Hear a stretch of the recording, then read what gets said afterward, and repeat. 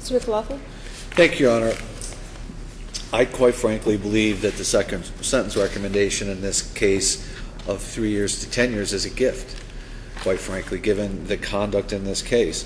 The defense attorney indicates that this is just a phone call, a letter, and a text. But the defendant was in jail for stalking the victim in this case when he sent her a letter from the jail. So, I mean, if you look at this from her perspective, this is a woman, as I argued in the trial, did everything that we expect a person to do who's being stalked.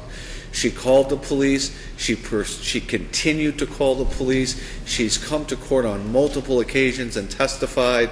She did everything that you're supposed to do, right down to getting a personal protection order, to get this man the message that she wanted to be left alone. And if you look at his history through his criminal convictions alone, let alone the things we heard about in the trial, he refuses to comply with her desire to be left alone.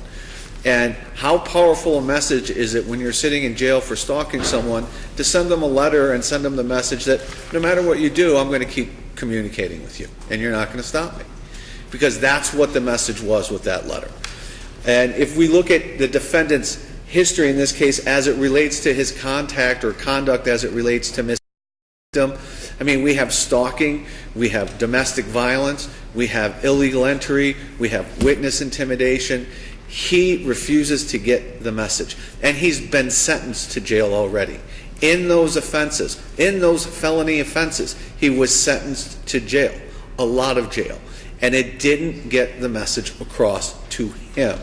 Look at his history overall.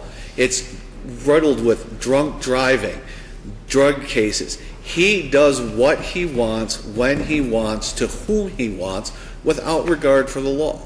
He has consistently thumbed his nose at the law and at following the rules that those of us in society follow. So we have a situation here where we finally get to a point where the guidelines are such that prison is recommended. And to sentence him to jail is merely to repeat what has failed in the past. And I don't see any benefit to society, and I don't see any punishment to the defendant to do what he's already done. And to sentence him to boot camp, I mean, that's 90 days.